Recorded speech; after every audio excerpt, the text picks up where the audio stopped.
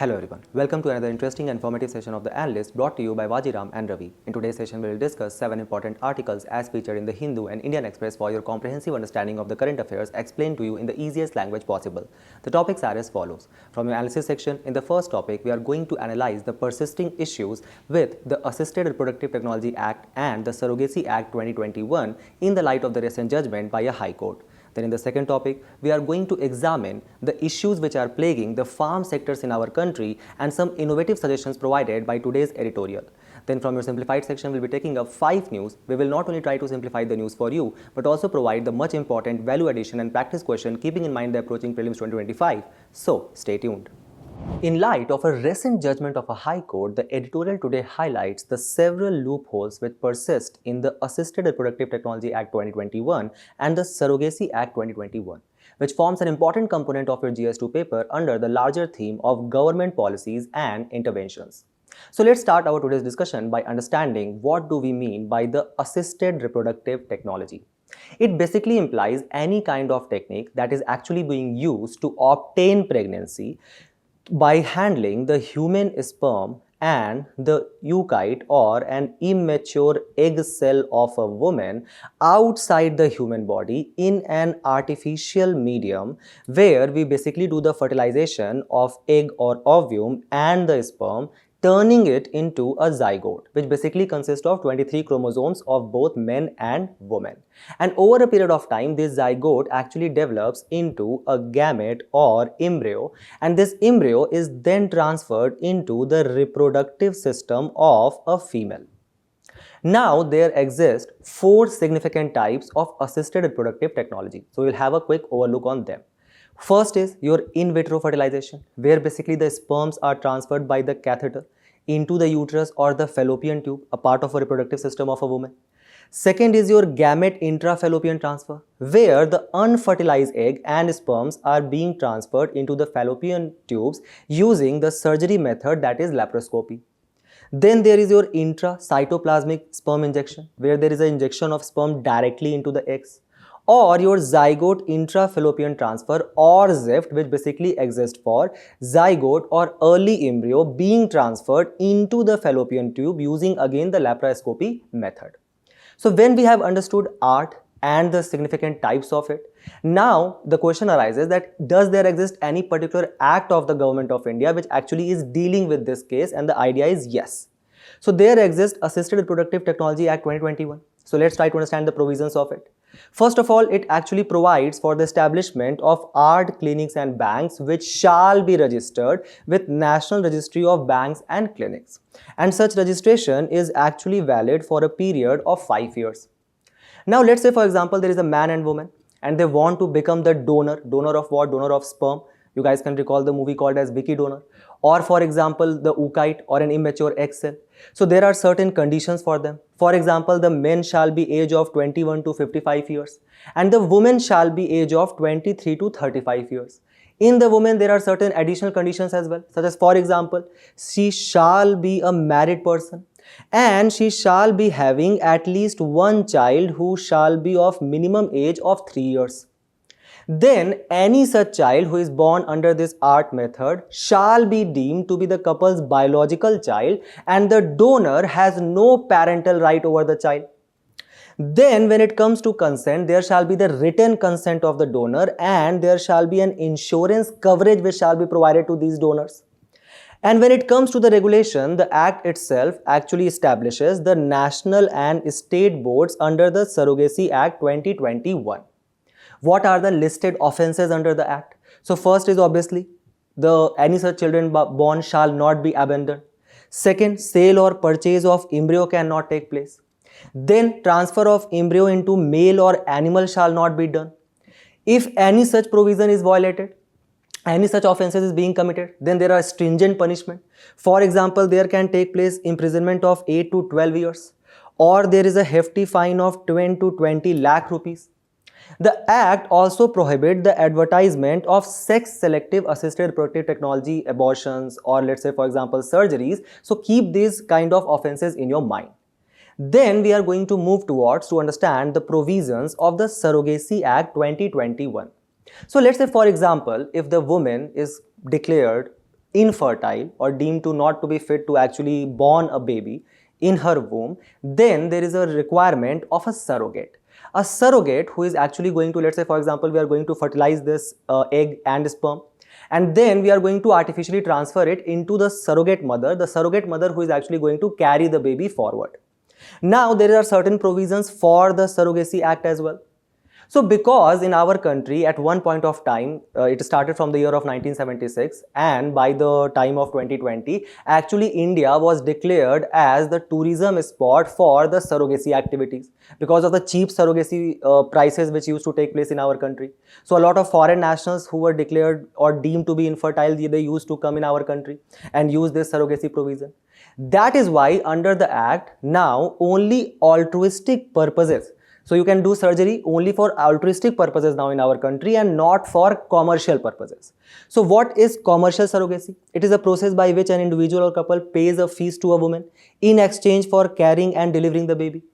At the birth, the child is turned over to the individual or couple either privately or through a legal adoption process. That was taking place in our country. On that also you have a movie called as Mimi. Then now in our country, the commercial surrogacy is completely banned. So what we are going for? Altruistic surgery. It is a process by which a person bears a child of an infertile woman or couple without any sort of monetary gain in the return. Keep this in mind that there are several countries who have actually banned the surrogacy altogether, like for example Germany, Norway, Italy, Sweden and Singapore. Then there are some countries where, like our country, only altruistic surgery is allowed. For example, Canada, New Zealand, UK, Denmark, Australia, etc. Now, what are the conditions for the couple to actually avail the provisions of this surrogacy in our country? So, first of all, that couple shall be legally married for 5 years. Then that couple shall be declared infertile by the district medical board, that this couple cannot carry a child, only then you can go for surrogacy. And in this case, if there is any donation which is coming from the men's side, it shall be from the men shall be of 26 to 55 years, this couple, and this woman shall be at least of 25 to 50 years of age. The surrogate mother who is actually carrying the baby shall be between the age of 25 to 35 years only. First condition is that this shall be a close relative of the couple. Then this woman shall be a married woman as well. Then obviously this woman shall be having a child beforehand. At the same time, this woman shall be declared to be kind of medically and psychologically fit to actually carry the child. So these are the conditions which are being applied to the surrogate mother as well. Now, in this Surrogacy Act, there are certain exclusionist measures where certain people in our country cannot avail this facility of surrogacy. One is that, let's say for example, you are having a couple, and even if you have one child, even then you cannot go for surrogacy. Then for example, there are some lucky people who are living in live-in relationship. Then there are some more luckier people than them, like for example single men. So these people cannot also avail surrogacy. Or if you are a homosexual or any foreign national cannot avail surrogacy in our country now, obviously kind of banning the commercial surrogacy provisions. When we have understood the provisions of this act, let's try to understand what are the issues with the act. So we'll start with the kind of the story which has been told to us by the today's editorial. It starts that how in Delhi High Court in October month, it actually allowed the parents of a dead man to use his frozen semen for the posthumous reproduction. So this young unmarried man had actually done what? He had preserved his semen sample at a hospital while undergoing chemotherapy. So he was suffering from cancer. When he passed away. So when his parents, his legal heirs, they approached the hospital said that there is no specific provisions or no laws even in the Assisted Reproductive Technology Act which govern the release of frozen semen sample of an unmarried deceased male to his parent or legal heirs, thus citing a kind of a loophole which exists with the act. Now the today's editorial highlights that how there are certain contradicting provisions in the act itself. For example, the clause 24F says what? It says that there shall be collection of gametes posthumously only if the prior permission of the commissioning couple has been granted. But the section 2 clause E says that only infertile married couple can actually do this, right? So for example, let's say if I'm a married couple and my infertility has not been proven, right? So then I'm let's say traveling to some very risky zone, and I want to actually froze my semen so that in future my grandparents or my parents can actually kind of just continue the genetic lineage, but I cannot do that unless and until I'm not proven infertile. Thus, the Act it nowhere specify the unmarried individuals or the grandparents to actually avail this provision. Then the editorial highlights that how there are certain ethical and the legal concerns involved with the Act as well. For example, what are the ethical concerns? So first of all, obviously, when the grandparents they are actually trying to restore the frozen semen, it actually shows the mentality of the importance of the genetic lineage. So obviously, let's say for example, there are a lot of orphan kids in our country. But if we do not have emotional connection with them, we are not going to adopt them. With these kind of innovative science technologies, where we can froze our semen and then we can avail a surrogate mother. So with this provision, obviously everyone will want to have carry forward their own genetic lineage. So there will be less adoption for orphans in our country. That shows a kind of a declining moral and social responsibility among us. The second issue is that this concept of giving the birth or the right over the birth of the next generation, either it shall be the domain of a family decision making or it shall be decided by the provisions of law. Third is that when we specifically talk about the ethical aspect of the grandparents who are availing this, does it show a lack of a social responsibility because of the kind of the template which this kind of ruling can actually set in the future? Or it also shows that let's say there can be another side of it where it is much more emotional need of the grandparent to actually cure their loneliness. Then there are certain legal issues with such ruling. What is the legal issue? So let's say for example, now if the kid is being born through a surrogate mother and the parent does not exist, so can we consider surrogate as a legal parent in this case? And what will be the name of parent will be written on the birth certificate of this children? Obviously we cannot write the grandparent's name. So these are the kind of the legal issues which are involved with such rulings as well. Then there are several other issues which involves or revolves around this ART and Surrogacy Act. First is obviously the lack of legal compensation for the protection of a surrogate mother, because now we are going through the altruistic surrogacy method. So obviously there exists no third party to actually ensure the health benefit, the health rights or the complete care of the surrogate. Because it is a close relative, it is now a complete monopoly of the couple to actually take care of that. There are no punitive measures as such applied in the acts as well. Then obviously if there is kind of violation of the health right of this surrogate mother, obviously that will lead to what? The violation of right to dignified life under the Article 21 of the Constitution. Then obviously, even though we have banned the commercial surrogacy, there exist a lot of illegal channels in our country which still promotes India as the surrogacy tourism destination.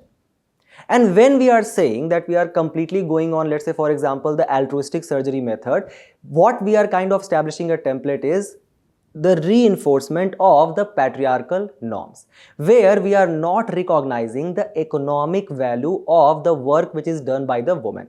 So this is a kind of an argument which has been put forward by various feminist authors who are writing on this subject. Then obviously the exclusionist policy which we have seen, such as for example completely excluding the single men, the live-in couples, or for example let's say the homosexuals. So at one time we are recognizing the homosexuals in our society, and at the same time we are saying that no, you cannot carry your genetic lineage forward.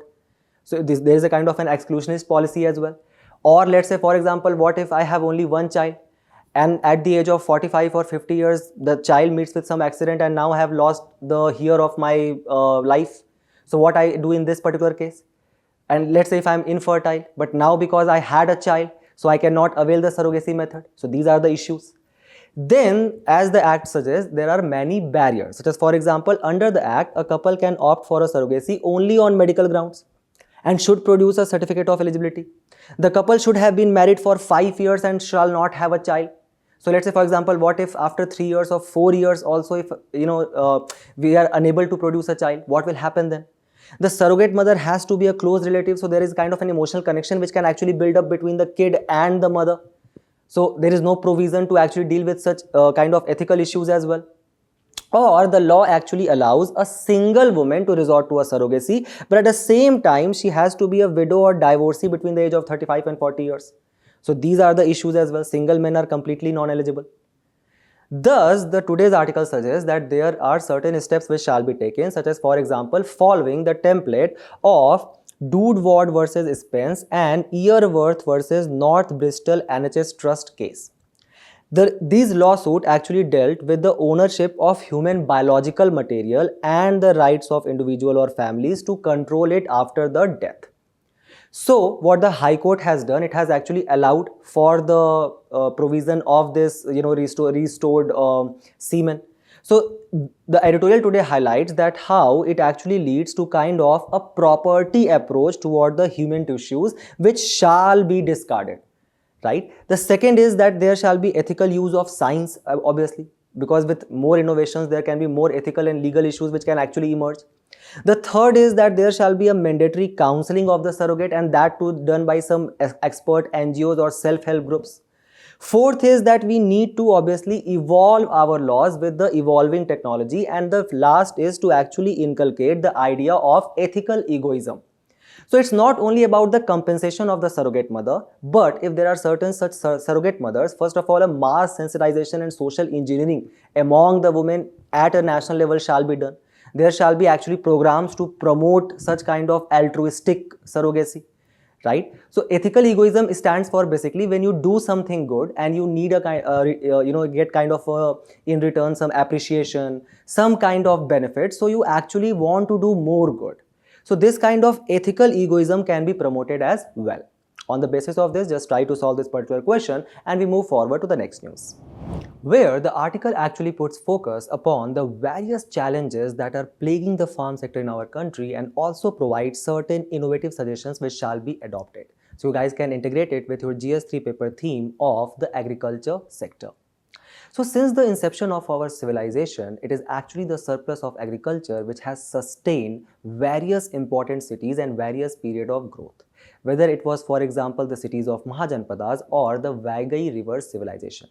And even the today's condition is no way different. For example, if we look at the status of farms in our country, referring to the data which has been provided to us by the budget 2024, it states that how the agriculture sector constitutes 18% of the gross domestic product and 18% of the gross value addition in our Indian economy. The agriculture sector, which basically employs the 54% of the workforce and has registered a kind of an annual growth of 4%. Currently, our country is the largest producer of milk, pulses and jute in the world and the second largest producer of rice, wheat, sugarcane and various kind of horticulture crops, such as, for example, tomato, onion, potato. Also, we are second in the global agriculture production and fourth in the global agriculture exports. So you guys can frame your introduction on agriculture sector from using any of this data.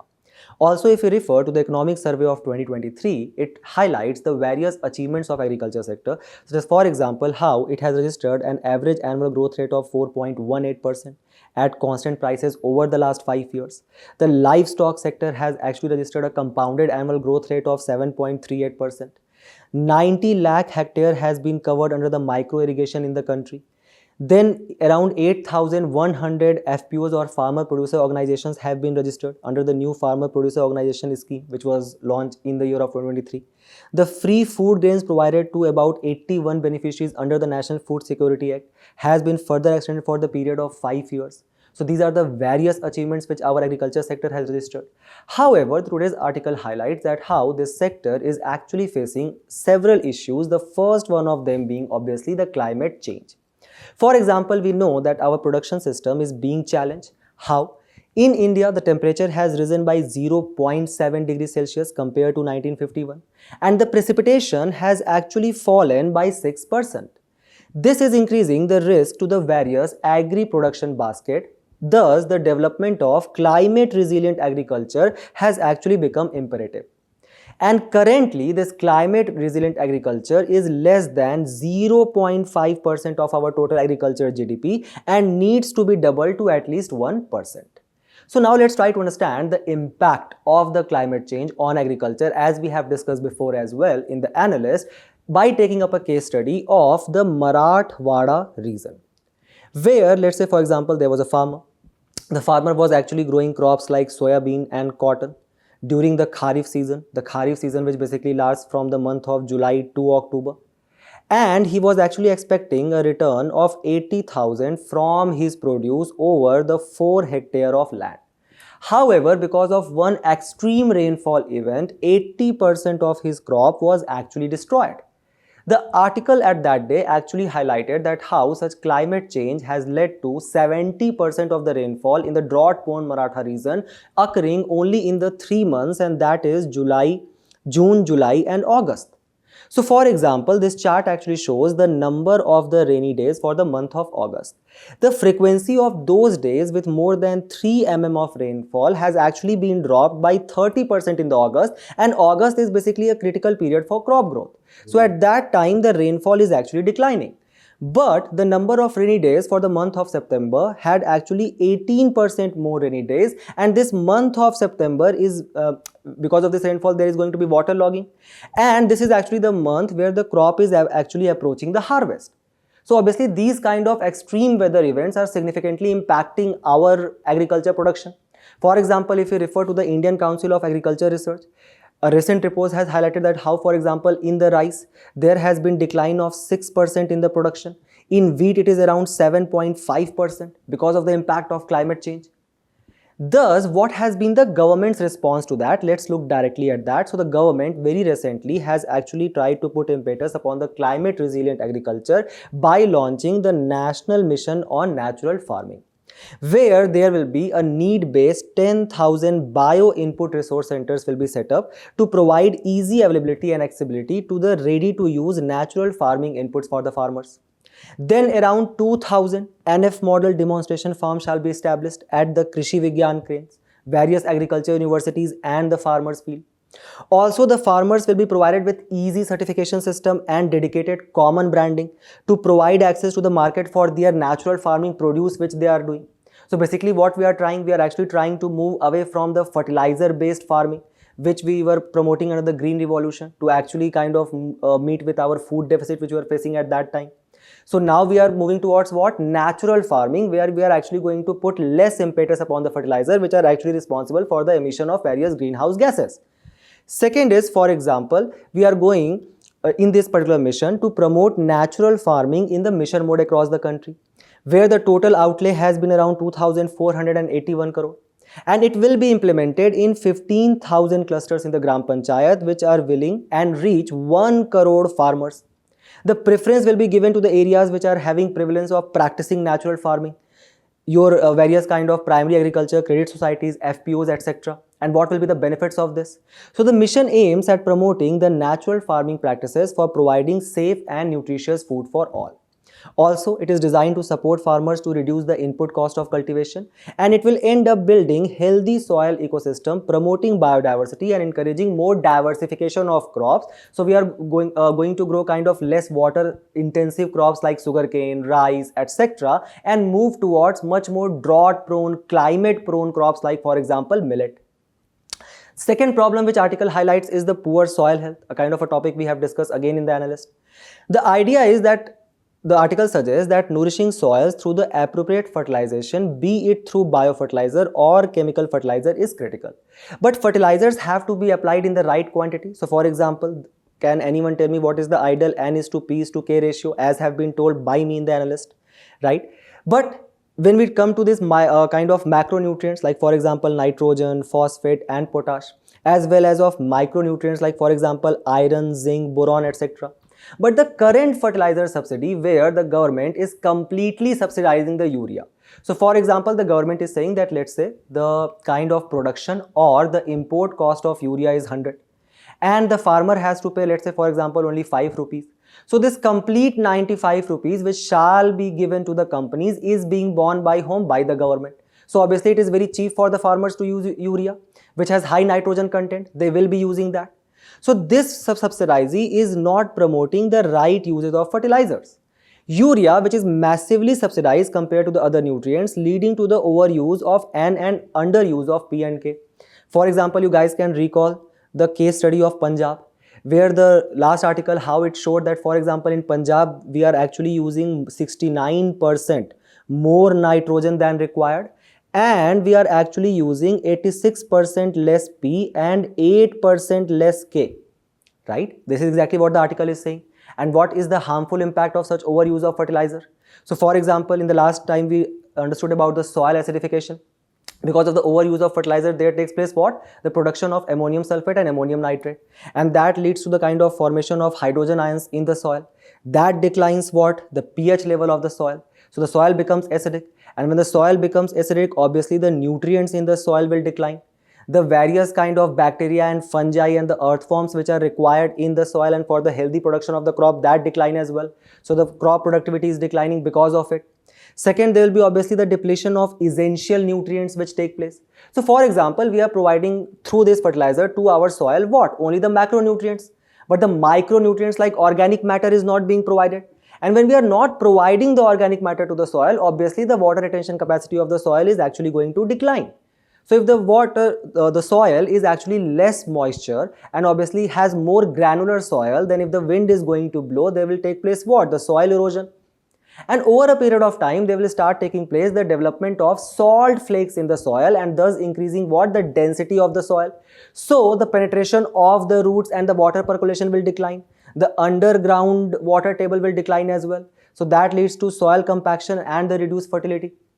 Then the nitrogen utilization efficiency of soil in our country, let's say, stands between 37 to 40% only. So the rest of the 60% of this fertilizers is actually being what?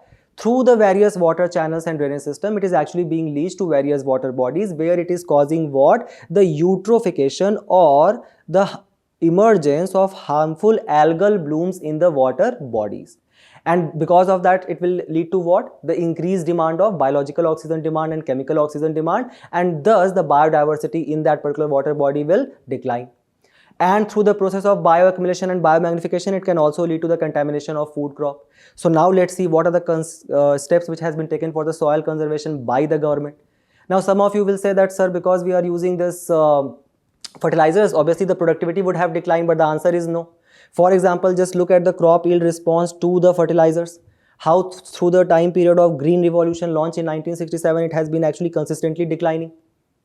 Thus, the government has taken advocate steps under the National Mission for Sustainable Agriculture, first of all, where we are actually trying to analyze the soil health of the various farm fields and providing them a kind of a card and suggesting them an ideal fertilizer ratio which shall be very adequate for them to adopt under the soil health card scheme.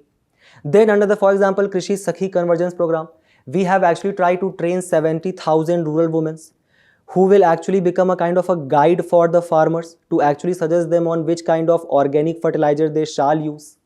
Under the PM Krishi Sinchai Yojana, we are trying to kind of recharge the groundwater table by using the rainwater harvesting method, and at the same time we are also promoting the organic fertilizers which are very adequate for the farm fields.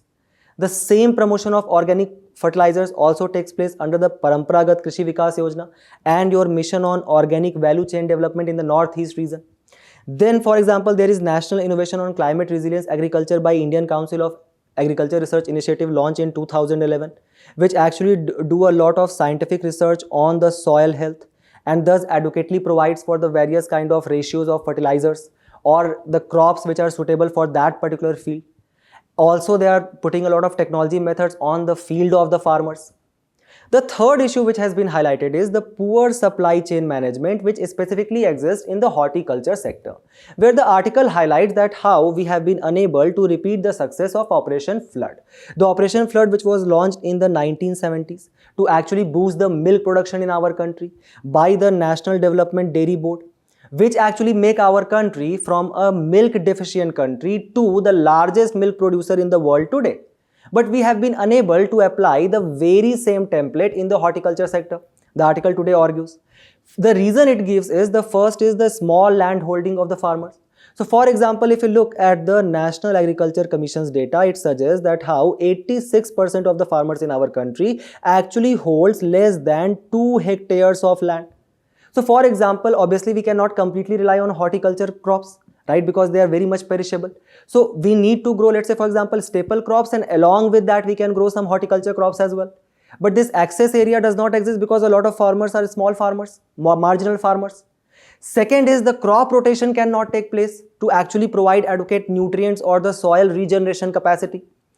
Then there exists a lack of access to the institutional credit. So obviously the number has significantly improved. For example, in 1951, only 7% of the farmers had access to institutional credit. But by the year of 2020, the number actually jumped to 69%. But that also means that still 30% of the farmers are there who does not have institutional credit. So for example, let's say if I am not a wealthy farmer and I still want to grow the horticulture crop and I go to the bank is not providing me institutional credit because of my small land holding and because of the kind of perishable crop I am going to grow, which is prone to a lot of risk. So there is less chances of return. Third is the limited outreach of insurance and mechanism. So obviously the less insurance coverage which is actually provided to these farms even under the Fasal Bima Yojana. And then comes your less mechanization, obviously when we compare ourselves to the developed countries where the large scale cultivation of such horticulture crops takes place. Then obviously there exists an infrastructure deficit. For that we can actually refer to the Logistic Performance Index released by World Bank, where we actually rank 38th. That suggests what? That actually the total cost of production, or the, let's say for the product which you are going to buy today, the tomato or the onion, 14% of that you are actually paying for the logistic. While the developed and developing countries like China and USA, they are only paying, let's say for example, 7 to 8%. So that is very less. Then because of this infrastructure deficit, there is taking place what? We have less amount of warehouses, a storage system to actually store these horticulture crops like tomato and onion. For example, 59% of the total warehouses actually exist only in 4 states, being UP, West Bengal, Gujarat and Punjab. So obviously across the country there exists a very inadequate infrastructure or storage facility. Then all of this transpires into what? India having a low export share, where our total export share in the horticulture crop is only around 1.4%. Beside tariff barriers, there are also non-tariff barriers which are being imposed on our products, such as for example your phytosanitary measures, etc. For example, because of the presence of insecticide, our products which we are selling to European Union were banned recently. And all of that leads to what? A meager monthly income of the farmers. Thus, there are several steps which has been taken by the government to actually improve the horticulture sector, such as for example under the Mission for Integrated Development of Horticulture, by launching the National Horticulture Mission, by actually focusing upon the cluster development program. The NAFED is actually providing 50% subsidy to these horticulture farmers on their input cost as well as their transportation. Then there is a kind of an early warning system which we have created to actually inform the farmers about the various kind of climate changes which are taking place. And then the government actually came up with the Operation Top, or the Tomato, Onion, Potato program, where the Operation Green will now be extended from these crops to actually all fruits and vegetables. And the schemes will be providing 50% subsidy on transportation and 50% subsidy on storage, including the cold storage. The expected outcomes are like, let's say for example, better price realization for farmers, reduced wastage and affordability of products for the consumers. So what can be the ideal way forward? The article suggests that how, if you look at the OECD's producer support estimate, which we were discussing in the MSP section, if you guys can recall, it generates for more than 50 major countries in the world. For the triennium ending 2023, the OECD countries supported their agriculture to the tune of about 14% of the gross farm receipt. Interestingly, China also supports its agriculture to the tune of 14%, but when it comes to India, it is actually negative. So you guys can remember the MSP and the inflation issue which we were discussing. Then this negative price market support actually results from what? From the various export controls, dumping in the domestic market to push the prices down, putting stocking limits on private trade and banning future markets and so on. Thus, the article suggests that there are several steps which we shall take. First of all, it is obviously to put impetus much more upon the direct benefit transfer schemes, where we are directly providing monetary benefits to the farmers, such as for example under the PM Kisan Samman Nidhi scheme. Then we can actually try to provide them fertilizer coupons instead of giving subsidies. That you have this much of coupon, you can actually go and buy, let's say, any fertilizer which you may like. So at that stage, the farmer can actually go for, like, let's say for example, much more sustainable choices. Third is to rationalize the MSP rate, actually link it with the inflation to provide much income support to the farmers. And obviously streamlining supply chain, let's say for example through your Bharat Mala Yojana, Sagar Mala Yojana, etc., and linking all of them under the PM Gati Shakti plan. So try to attempt this particular question. from the mains perspective and we move forward to the next news, where we are actually going to understand the very interesting concept of exchange rate explained very beautifully in the today's explained section. First of all, let's try to understand what is exchange rate. So the article suggests that the Indian rupee exchange rate against the US dollar, it actually breached the 85 mark last week. In other words, now let's say for example, if you have to buy $1, you will need to pay 85 rupees. So if we talk about a decade back, it was around 61 rupees and now it has become what? 85 rupees. So can we say that our currency has basically done what? It has depreciated, or it has been weakened in the terms of, if you are comparing it with the US dollar. So now let's try to understand what is the exchange rate. So let's say for example, if we are buying anything from outside market, let's say for example the American made car or Swiss vacation or crude oil for example, we would have to purchase the currency of another country, let's say for example the US dollar, using our domestic currency. So the rate at which we can actually swap the currencies is actually the exchange rate. And in such a market, it is also referred to as the currency market. Each currency is like a commodity itself, because we can buy another currency from the currency which we are holding. Obviously, if you look at our, let's say for example, our oil imports, let's say if we are buying $45 billion of oil from Russia, that basically means that we had that much of Indian currency and we gave that to Russia in the form of dollar. Thus, the kind of rupee which we are holding, that also acted as a kind of a commodity. Now, what are the factors which actually decides this exchange rate? So obviously it basically depends upon what? It basically depends upon the demand. So let's say for example, if the world's oil trade is majorly occurring in one currency and that is dollar, so obviously the dollar will always be in high demand. So if the oil demand will rise, the dollar's demand will rise as well, and in comparison to that, the Indian rupee is going to be do what? Weaken, as it has happened. Now let's try to understand the type of exchange rate system which exists. There are two major ones. First is the fixed exchange rate and the second is the flexible exchange rate. So in the fixed exchange rate, the country's currency is officially fixed in the terms of gold or any other currency, a kind of a system called as pegging system. In flexible exchange rate, the rate of exchange is actually determined by the forces of demand and supply, as it is happening in India's case. Now, obviously, there will be a kind of a complete government control in the kind of fixed exchange rate. However, in flexible exchange rate, the currency can just fluctuate freely as per the forces of market. Obviously, in fixed exchange rate, if the currency is completely fixed to a particular indicator, then the rate remains mostly stable, and thus that leads to a kind of a stability in the capital movement. Not like how in our country where the FPIs and FDIs just suddenly withdraws, right, leading to the kind of a loss of forex in our country. So in flexible exchange rate, obviously the rates will keep on changing.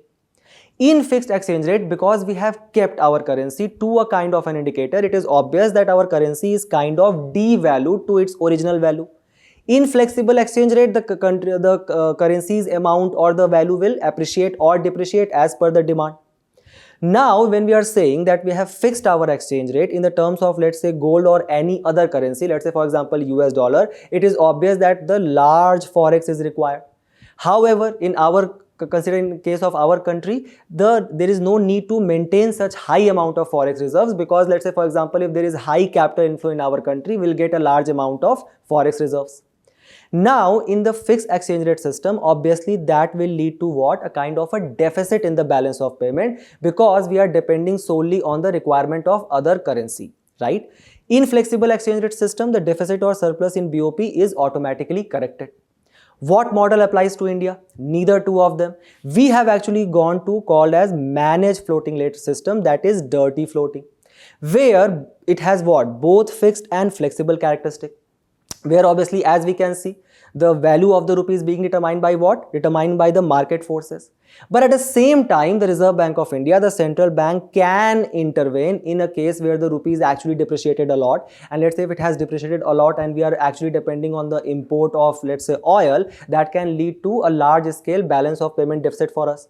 So the RBI will intervene. It will do what? It will start selling dollar in the market. So the supply of dollar will increase. So when there is more dollar present in the market, its demand will obviously decline, and thus the rupee will appreciate. This is exactly what we do in the managed floating exchange rate system. So we have kind of a mixture of both.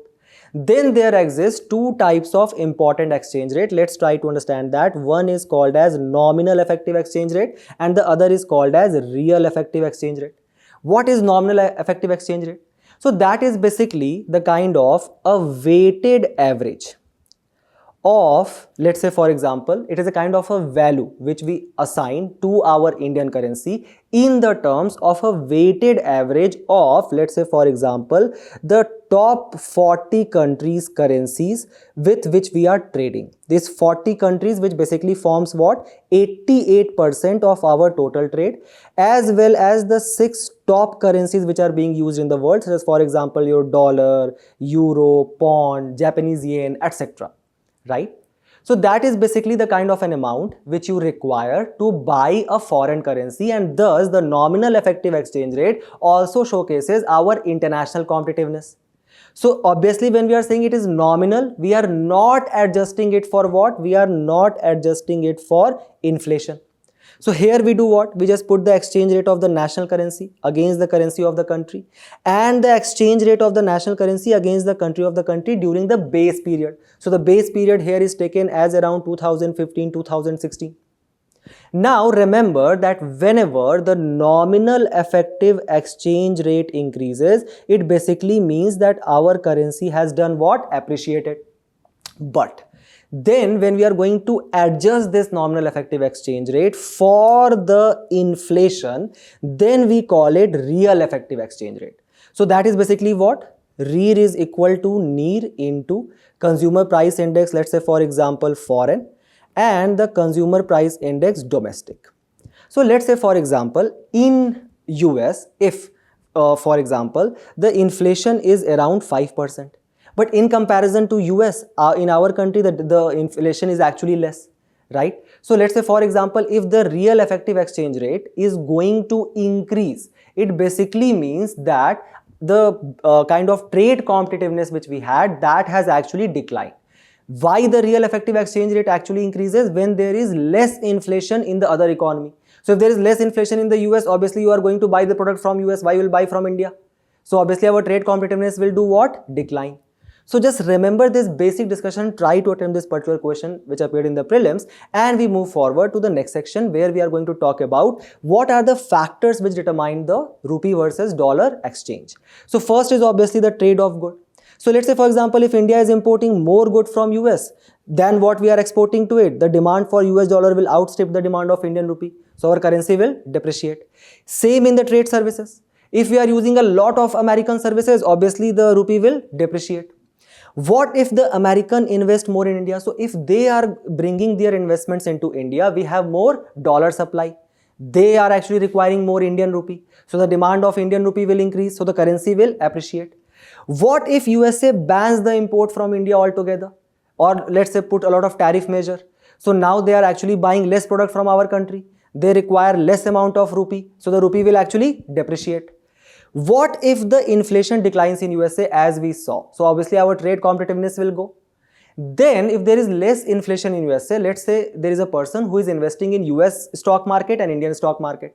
If that person is investing in US stock market where inflation is 0, he will get more return. If he is investing in India but the inflation is 5%, so basically this 5% is the loss of that person, loss on the value of money. So where this person will actually want to invest more in USA, so our currency will depreciate, right? So remember these factors. This can actually become important statements in your prelims examination, and we move forward to the next news, where we are actually going to deal with a very important article which talks about the fight which we have to take against the global warming. The article suggests that how the international climate negotiations, which has remained stalemated, as you guys can recall about the COP29, the nature is moving inexorably towards becoming a hotter planet, where various developed countries has actually accepted 2050 as a deadline. China has 2060 and India has 2070 for their transition to the net zero emission. Remember our Panchamrit targets. However, this development can actually cut more further short with European Union's carbon border adjustment mechanism, which will be effective from 2026, which will actually impose custom duties on import unless the carbon tax in exporting countries is hiked to EU level. So for example, you guys can see here, let's imagine there is a EU manufacturer, Vasco da Gama, who needs steel to create ship, but the steel production will generate what? CO2, and that will violate EU's climate policy. because that will be charged high prices under the emission trading scheme. So what he does, he transferred this more carbon intensive production to India, which has, let's say, less stringent climate policy, and then import back this CO2 intense steel to Europe. That was possible earlier. But now under this carbon border adjustment mechanism, he will have to purchase carbon certificate for that, which can be either paid by this importer Vasco da Gama or can be paid by a non-EU producer, let's say for example the Zamborin of Calicut in India. So obviously our export to European Union can decline in that particular case. Now the idea is that India's development is imperative. We obviously need more electricity to actually replace the fossil fuel, while the developed countries and China have to diversify to clean energy sources. India has to grow at the same time. So we need to actually identify that at what particular year we are actually going to reach to the peaking emission. What is peaking emission? It is basically an intermediate stage where the emission plateau before declining to the net zero stage.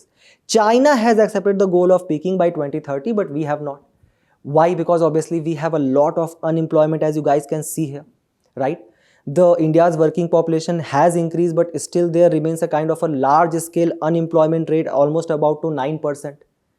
Then obviously still the fossil fuel actually amounts for 48% of our power generation. The renewable energy actually amounts for 31% only. Of that, the nuclear share is only 2%. The solar power share of this renewable energy is 54%. The wind stands for 33%. The biopower stands for 8% around. So how we can actually reach to this net zero target is the kind of question which this article poses. This Panchamrit targets which we have set for ourselves, such as for example having a non-fossil energy capacity of 500 gigawatt by 2030, or to fulfill 50% of our energy requirement via renewable energy by 2030. So the idea is, the article suggests that we shall actually dwell towards the electrification of transport and industry, right? So it cites basically an International Energy Agency report where it stated that the India's energy demand is around going to be 3,400 terawatt hour by 2040. But then the article suggests that this data is actually inadequate, because if you look at the data provided by Niti Aayog, it said that our electricity consumption in 2020 was 6,200 terawatt hour, and thus the electricity generation which is required for the electrification of transport and industry is going to be around 21,000 terawatt hours by the year of 2070. So how we are going to reach that? And for that, the article actually puts impetus upon the nuclear energy, where it suggests that if you look at the kind of a comparison between other renewable energy and nuclear energy, we actually find that nuclear energy is much cheaper and efficient. For example, the cost of installation of renewable energy, the tariff which is being charged, that is around 5 to 7.5 rupees per unit for renewable energy, but it is only of 3.8 rupees for nuclear energy. If you look at the installation cost, it is around 15.5 trillion for the other renewable energy, but only 11.2 trillion for nuclear energy. Or for example, the land which is required for the installation to reach to our target, that is going to be 4.12 lakh kilometer square. That is actually double than the surplus land which we have beside agriculture and habitation. But for nuclear energy, it is actually going to be less. Only 1.83 lakh kilometer square is required. So obviously nuclear energy offers to us a lot of benefit. And that is why India is putting a lot of impetus on the installation of nuclear energy, something which we were actually vouching at Nuclear Energy Summit which took place in Brussels 2024, where we said that we are going to triple our power generation from current 7.5 gigawatt by 2030. There will be at least 100 gigawatt installation of nuclear energy by 2047. And for that purpose, we are actually focusing upon what? Third stage of a nuclear power generation, through fast breeder reactors and small modular reactors. We have also kind of now provided foreign direct investment for manufacturing of equipments as well as supplies. There are various nuclear power plants under operation in our country which you guys can note down. Just note down where they are and the name of the states there. Thus, the various countries at COP28, over 20 countries including US, France and Japan, have actually pledged to triple their nuclear power by 2050. We have said that we are going to triple by 2030 itself. Nuclear power already provides 20% of electricity to US and 70% in the France. In India's case, there is a need for sharper increase because our share of nuclear power generation is only 3% to our total power generation. For that purpose, the article highlights that how the resources on this scale cannot be internally generated by the Nuclear Power Corporation of India. Thus, it shall be given the status of green energy as it is emission free. Then we can actually put impetus on public-private partnership with industries in hard-to-abate sectors. That shall be encouraged. The bulk of the additional demand for generation will have to be made by the larger power reactors. Then there is another issue which has been highlighted by the article, that for this purpose, to transition to this nuclear energy, India will actually require a lot of climate finance. But if you look at the COP29, there was a kind of a disappointment for the developing nations, because they were demanding what? They were demanding mobilization of $1.3 trillion a year by the year of 2035 to actually meet this Paris Agreement. But what the developed nation actually offered us? Only $300 billion a year. Even though this global north, these rich countries are actually responsible for the 82% of the carbon budget, and that was the reason that India actually rejected this climate finance at COP29. So this is a stalemate also on which we have to work upon. Keep this in mind and we move forward to the next news, where we are actually going to learn about the new interception rules under the theme of government policies and intervention. So, the government has actually recently notified the Telecommunication Procedures and Safeguards for Lawful Interceptions of Messages Rules 2024, which actually empowers what? Some enforcement and security agencies to actually intercept the phone messages under certain conditions, superseding the Rule 419A of the Indian Telegraph Rule 1951. Now, who can actually order such interception? Which is a competent authority? So, Union Home Secretary is there. Secretary to the state government working under the Home Ministry is also there. Joint Secretary can also order for interception now. Then under the Section 2 Clause 2 of Telecommunication Act 2023, any central government law enforcement or security agency is empowered to actually intercept the messages or the call which we are doing secretly. Please tell no one. Again, in remote areas for operational reason, there is head or second senior most officer of authorized agency at central level. Now, additional provision is the head or the second senior most officer not below the rank of IG police at the state level. Remember when we were talking about the Section 20 of the Telecommunication Act? So this is the Section 20 which actually provides at a certain specific provisions under which this central government and law enforcement agency can actually intercept the messages, such as for example the public emergency, including your disaster management, or in the interest of public safety. So obviously these are very vague terms. It can be applied to any particular situation. Now, there are certain safeguards which has been added, such as for example, if there is, let's say, such interception taking place and it is being ordered by the second senior most officer or the, let's say for example, the senior most officer, then they have to submit such order to the competent authority within 3 days of issuance. This competent authority can decide whether such interception shall take place or not, or continue or not. If it is not confirmed within the 7 days by this competent authority, then it will be going to lapse. Now, the particular rule says that there will be destruction of the records which has been kept under this interception which was done of our phone calls every 6 months by the authorized agency. But there are certain issues which are involved. So first of all, how these rules are different, let's try to understand that. First, the condition of interception by authorized agency has now been only in the emergent cases, that has been relaxed. So there are certain specific provisions which has been provided now. So interception by authorized agencies is now possible if it is not feasible for the competent authority to issue orders in remote areas or operational region. Second, under the Rule 419A, there was no limit for the number of IGP rank officers at the state level who could be authorized for interception. But now what is happening? Only the head, the senior most or the second senior most officer can do that, right? Not anyone. Third is that the authorized agency is not, if not confirming within 7 days, then it is going to lapse. So there is a kind of a specific safeguard which has been provided. But no accountability has been set for the willful misuse of interception. And let's say for example, if this competent authority is not going to take any decision for 7 days, then for 7 days our messages will be intercepted. And that will lead to what? The violation of our right to privacy, which is a fundamental right as directed by the Supreme Court in K.S. Puttaswamy case of 2017. Then there was the Indian Telegraph Act 1885 which actually put precautions to prevent such improper interception, right? And that was actually upheld in the PUCL versus Union of India 1996 by Supreme Court, where it held that right to privacy cannot be curtailed arbitrarily without laying just safeguards. So these two specific issues related to the privacy has to be dealt even under the new interception rules. Remember the provisions, remember these particular important cases, and we move forward to the next news, where we'll try to understand that how the science behind the speed gun actually works, right? So let's say, for example, when you are actually traveling on a highway and you are speeding your vehicle, and there is a policeman who is standing with a speedy gun. Now when he's standing with a speedy gun, he's actually able to measure the speed at which your vehicle is moving, and with that, if you are actually kind of, let's say, crossing the speed limit, you will be charged a hefty fine. How that actually works, let's try to understand that. So a speed gun is basically a device to measure the speed of a moving object without having to be in the contact. And to achieve this, the device actually bounces what? An electromagnetic radiation of a specific frequency of the object, capturing the reflection of that using the Doppler effect to enter the object's speed. Speed guns are electronic and they use complex circuitry to actually emit this radiation, to do the measurements, right? Which is actually used by the law enforcement officials to monitor traffic speed, by coaches to gauge the performance of their athlete, etc.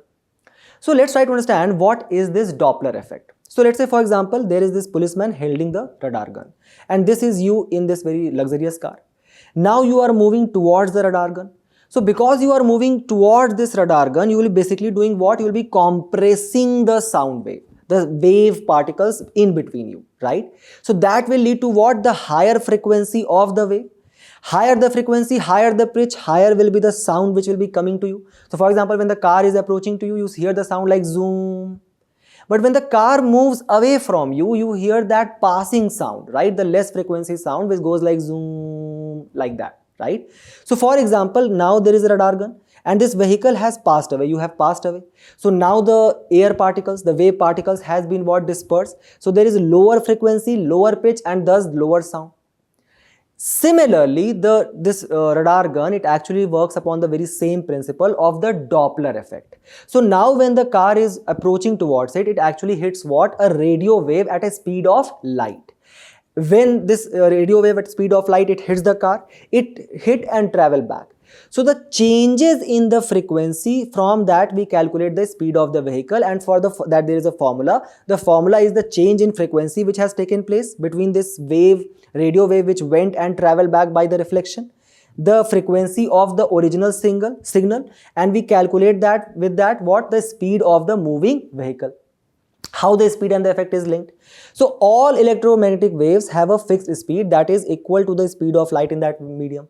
For example, in vacuum, this value is around 2.9 into 10 to the power 8 meter per second. Any change in frequency of the speed gun detected directly corresponds to the Doppler shift caused by the object's motion. So a speed gun can actually calculate the speed of a moving object by multiplying the differences between received and the emitted frequency, as we saw with the c, that is speed of light, and dividing by the emitted frequency times 2. Thus the idea is, the relationship shows what? The faster it moves, the more pronounced the difference will be. However, remember that there are certain shortcomings with this kind of a method. What are the shortcomings? The radio waves diverge as they move through the air. So if an antenna is 5 cm long and the wave it emits will be diverging by 22% to the either side, thus producing a beam that is 44° wide overall. By this, it will be doing what? It will be actually be kind of striking with various objects, and that can lead to the inaccuracy in the reading. Also, the kind of new methods which we were deploying, they were very expensive and sophisticated. That is why we have now adopting what? LIDAR speed guns, which has replaced the radar counterparts. What is LIDAR? LIDAR basically stands for light detection and ranging, which basically uses what? A laser light instead of radio wave. The gun's operation is otherwise similar. So now the laser light has a very low divergence and thus it offers better targeting. So remember that now how we are shifting to the radar based guns to the LIDAR based guns, and we move forward to the next news, where as our Prime Minister has actually been awarded the Kuwait's highest honor, that is the Order of Mubarak Al-Kabir, we are going to look at the various honors which has been bestowed to our Prime Minister, thus obviously increasing our India's prestige. First is your Order of Abdul Aziz Al Saud, which was given in the year of 2016. That is the highest honor to the foreign national by the Saudi Arabia.